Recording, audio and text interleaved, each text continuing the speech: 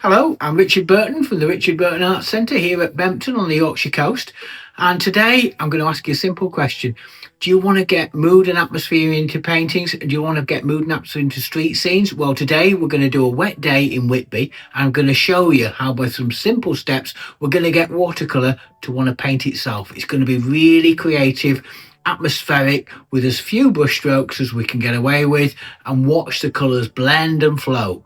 And it's going to be really quite interesting, and I want you to follow it. And if you follow on with this, you're going to be shocked at how the colours do want to paint themselves, diffuse, create that diffusion and blend and mellow. And it really will create something quite effective with as few brush strokes and efforts as possible. So come along, let's have a go. And before we start, I must draw your attention to our free watercolour starter guide. If you're new to watercolour, or coming back to watercolour, this is 5 simple steps into watercolour, get you going. It's free in the link below, so just click the link below, grab yourself a copy, print it off and use it to your heart's content. I think you'll find it useful. Also, we've got our new online beginners watercolour course, which is in our new website, which is richardburtonwatercolour.com. We're getting a lot of good feedback on there, and please, it's in the link below. Have a look, see what you think to it, and if you fancy joining us for a much more in-depth, detailed approach to watercolour, have a go. So now, let's get back to the picture. Okay, so we'll start with the sketching. Obviously this is a scene of Whitby, looking in the rain, and what we're near to the railway station, which is on the right hand side. We're looking at the parade of shops, looking down to the harbour with the abbey on the cliff at the top. Now, I'm going to spend a little bit of time. We speeded this video up mainly because I did spend quite a while just to try to get the perspective right. It's important that you get the perspective right, because there's nothing worse, particularly with a street scene, if you get your buildings not quite right. So you need to have that little bit of extra time. I've started on the right hand side, putting the buildings in with the station, working across to the horizon, putting the abbey in, putting the central buildings and building in the final shops on the left hand side. Putting in not so much detail, but more about getting the shapes right. The shapes are the key here, because a lot of it is going to be diffused and very little detail. More about trying to just capture that sense of size and proportion. Obviously with tackling scale, we need to ensure that the things in the foreground are larger and an appropriate height, and then as we move away they get further in the distance, and then you've got that vanishing point with the buildings to make sure that they recede in the appropriate way as well.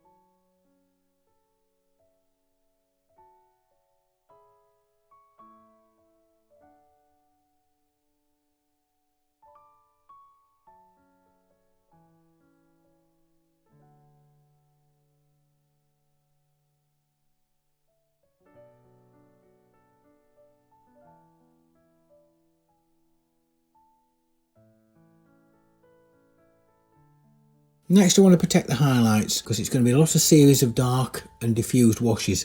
Now I'm going to use masking fluid to do that, and I'm going to place it on the windows, on the street lamps, on the car windscreens, and a few of the windows in the distance, and a suggestion of some of the highlights in the distance as well. Just carefully put them in, and that will suffice.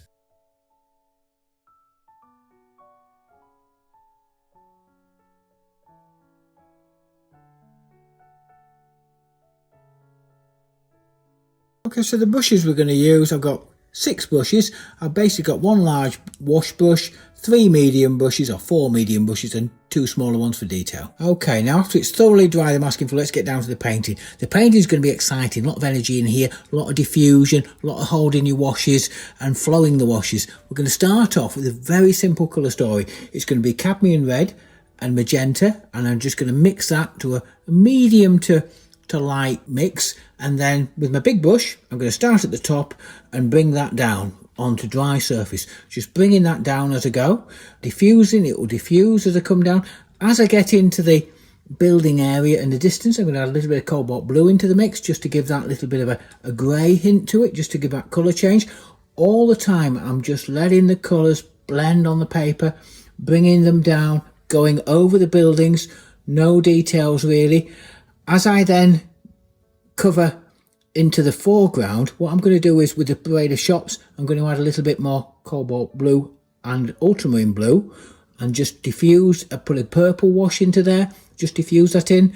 Again, the surface is now on the wet and damp stage, so I'm going to drop in some of that purple grey into the distance, just push that about, let that diffuse.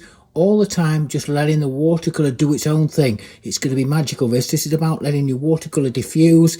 It wants to paint for you, it really does. I'm often say this, and this is an opportunity to really give it a go. Drop it in, place it, let it flow, let it do its stuff. Even the big station building on the right hand side, I'm just dropping that in. Even though it's quite damp, I'm just putting sufficient in. Even if it bleeds a little bit into the sky, I'm comfortable about it because it's going to be a very much diffused, wet, atmospheric sort of scene anyway. I'm putting a little bit more blue into that just to give it a little bit more energy, being darkness.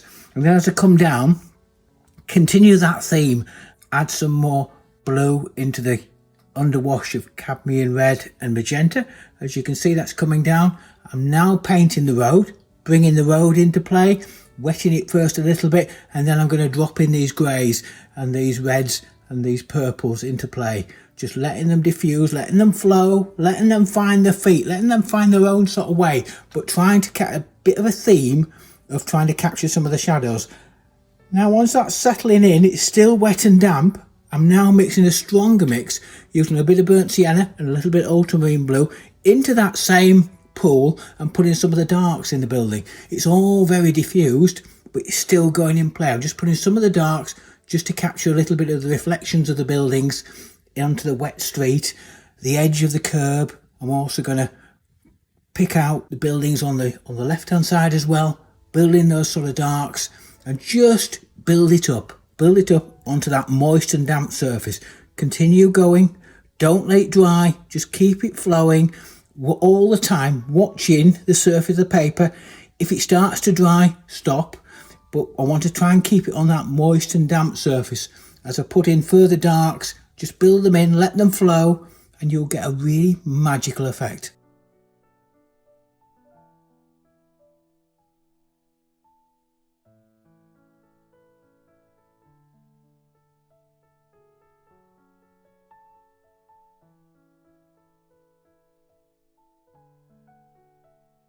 I'm just deepening the wash, adding some more ultramarine blue, burnt sienna, a little bit more crimson in there, a bit of magenta, just making it deeper, and then putting that into the parade of shops on the left hand side, just building in that sense of space, sense of dark, sense of structure, just dropping them in, letting them diffuse, putting a little bit more into the shadows as well, in the reflections in the road, and just letting them flow into one another.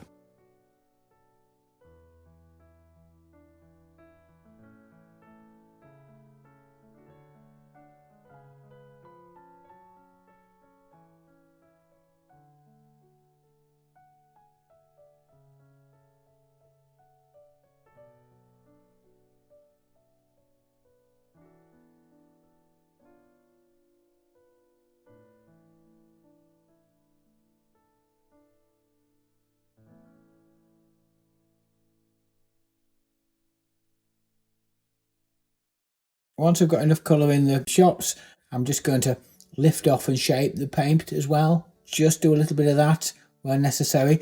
And then what I'm going to do, I'm now going to do back into the background with that initial wash of cadmium red and magenta with a little bit of cobalt. I'm going to start to drop in to the abbey on the hillside. It's a little bit of a silhouette, but it's quite a diffuse silhouette, so it's still got that moisture in there. And I'm just dropping that in, putting an odd hard line, but also softening, so you're getting those lost and found edges that just capture that feeling of mystery on the hillside. And while I'm doing that, I'm going to lift off on the hillside as well, and then just put a few extra little brush marks here and there, just to give a feeling of some of the buildings coming out of the rain and the mist.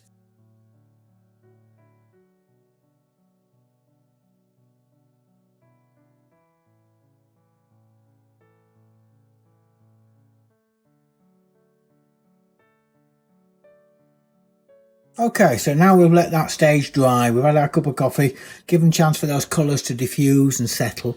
Now we're going to get back into that wash again, add some stronger tones, ultramarine blue, burnt sienna, burnt umber, and a little bit of magenta in there as well, or crimson if you've got that.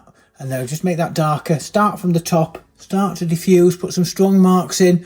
Also use the brush, just diffuse it a little bit as well. So you're just picking up that lost and found edges, but in a deeper, darker tone.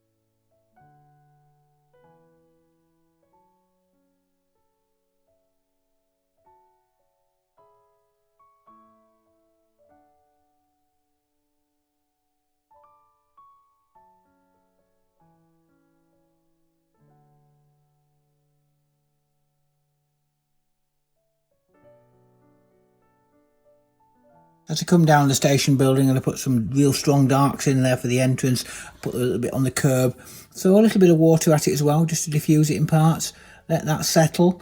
Now I'm going to move into the centre, where I'm going to start with those buildings in the sort of middle distance, and those are going to be using a little bit of Venetian red or light red just on the top of those buildings, just to sort of start them off. Again, I'm just dropping it into that colour story that I've already got there, so I'm blending them in the mix and dropping that in, adding a little bit of dark onto the walls of the buildings, letting them diffuse together a little bit, so it's in that misty side, that rain and mist, so they're just coming through the gloom of those buildings. And I'm going to work my way from the right to the left. While it's still damp, I'm going to drop in some extra dark, so I'm going to mix some extra dark, just drop in there. Again, it wants to be damp and moist surface, not wet, not damp and moist, so you can just put those darks in, they'll sort of hold their shape and diffuse a little bit, but you're controlling the amount of diffusion. Just put them in and build up that little bit of sense of shape and defining the structures. I'm also putting a little bit more water in the road, just to give that little bit more reflection that's coming in the road. And then I'm going to start to work to the left hand side and start building up the buildings, the shop fronts and the buildings on the left, by adding dark again and just giving that little bit of distinct shape and texture and tone.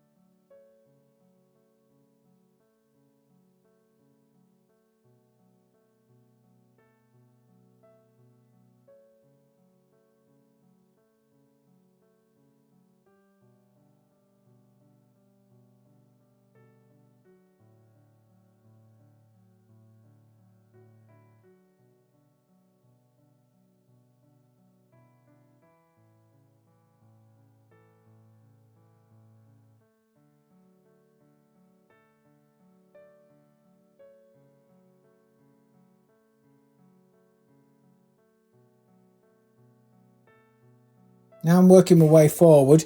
I'm adding these darks again, the same mix, but this time I'm just throwing a little bit of neutral tint just to give it an extra little bit of punch into the dark, so it just gives that sense of more presence in the foreground. And then putting a little bit of shape around the roofs and around the windows, just to give a sense of them, not detail, but just giving a feel for those buildings that are just emerging from this gloom.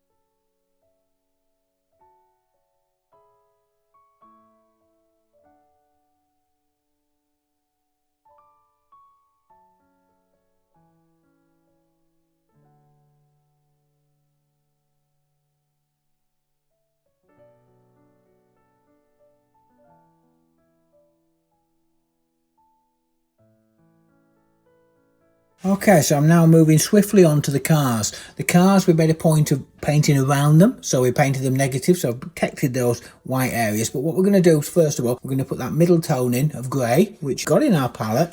I'm going to concentrate on the windscreen first of all, get the windscreens right. It's amazing how the cars come to life. And what it means we're going to do is drop in some grey, let that diffuse in, then drop a little bit of darker grey on the edges and around it. And that just makes those windscreens really come to life. I'm going to do the same trick also underneath the cars and the side of the cars, and that will just make them develop a little bit of shape. And while that's settling in, I'm now going to just develop a little bit more reflection, give a little bit more depth to reflection on the left hand side, the curb, the reflection from the door, also those buildings in the background. I'm just going to give them a little bit of a tease with some grey and some little bit of darks here and there, just to give them a little bit more shape and texture.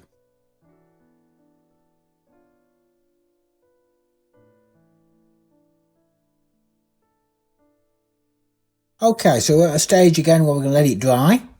Let that dry, let that settle in. Now we're going to deal with the figures and a few of the structures. Start with the figure with his umbrella and the light as well. What we're going to use is a mix of strong dark. This time I've got ultramarine burnt sienna with a little bit of crimson in it. Just making it a nice deep dark. Drop in the figure, give it a little bit of shape. Put the lamp in, give that feeling a little bit of shape. I'm dropped down a brush size now, so I've just got a little bit more control about what I'm doing.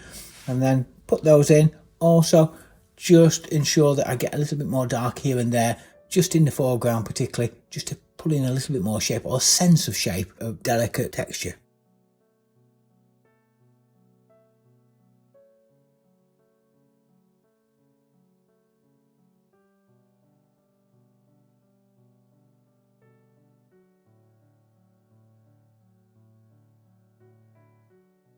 I'm going to continue that theme of darks and then put another layer of extra dark, particularly around the sort of street level for the buildings, just to build a little bit more shape and texture. Once I've done that, I'll then revisit the cars again, drop another layer of grey just to build up a little bit more shape around the lamps under the cars, put the wheels in, not really putting detail in, but I'm just putting a feeling of light and shade, so it's more about the shade. And as I go into the road, it's going to diffuse into the road, so I make sure that I put some dark in and diffuse it into the road as well.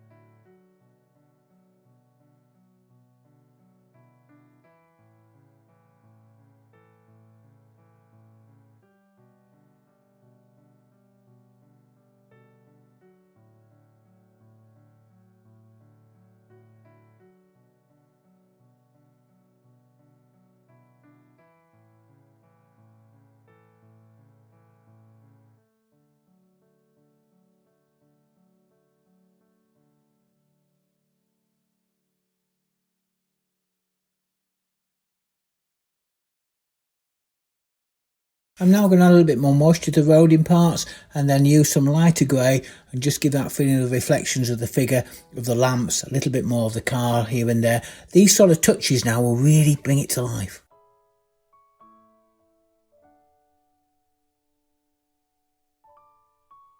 Okay, so now we're going to use the other side of the palette and I'm going to create that little bit more colour story later in the day, but it's an important colour because I'm going to put the cars in, I'm going to put the lights in the buildings and that sort of mix. So first of all, I'm going to start with the car. I've got a bit of a yellow stroke orange car, so I've mixed a little bit of that, drop that in, let it diffuse in there, and then I'll shape it with a little bit of grey, which I've mixed on that same side, which is just cobalt blue with a little bit of light red in it. And then as I build up the car, I'm going to put some stronger darks in place just to sort of build up that sense of detail and depth, but try to keep them a little bit diffused even now because it's looking through that gloomy rain. And now putting a little bit of blue into that far car, again putting some darks in place as well. All along I'm sort of dancing my brush around the paper, just putting a few more darks here and there just to build in a little bit more depth and detail as I go, and then I'll let that dry.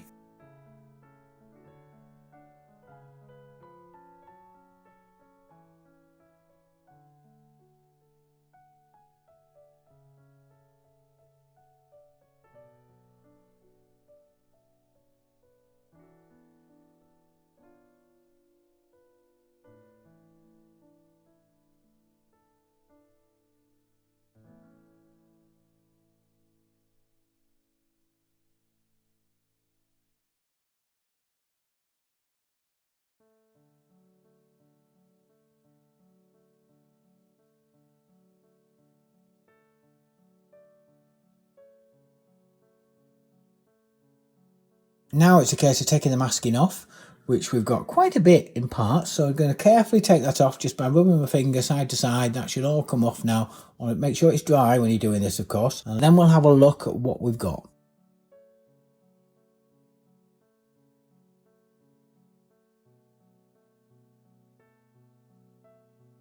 Now it's a case of putting some light into these windows and the shops, giving a little bit of a sparkle to the picture.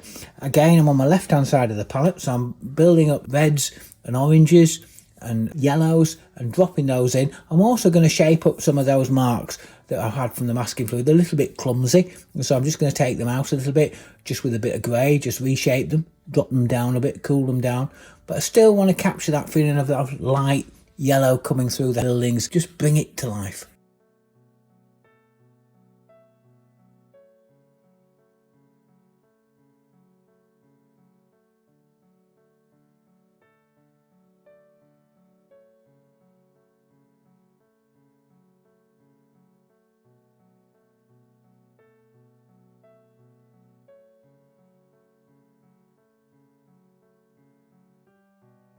Now we've got a small brush and I'm just making some really strong darks and I'm just picking out some details. And really, detail's a bit of a strong word for it, just giving a feeling of some reflections and some shadows in the distance, putting in a few shadows in the eaves of the buildings, just cooling down some of the sides of the buildings, just to give them that little bit more three-dimensional feel, and then just reinforcing the odd dark here and there.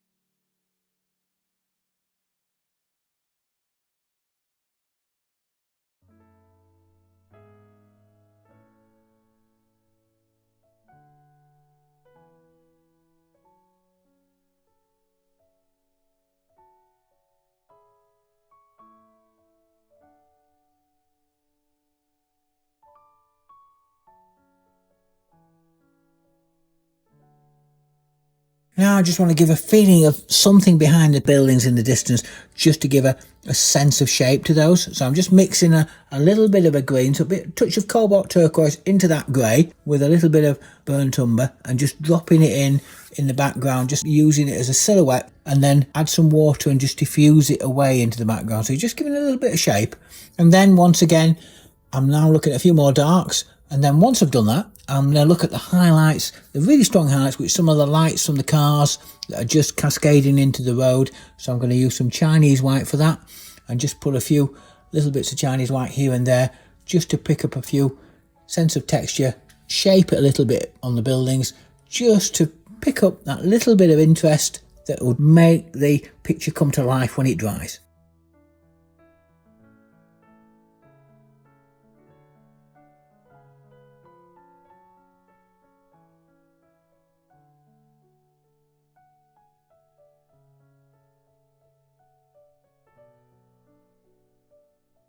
Then it's a case of sitting back, having a look, and I think we've got the finished picture. I think we've got that mood and atmosphere for a wet day in Whitby.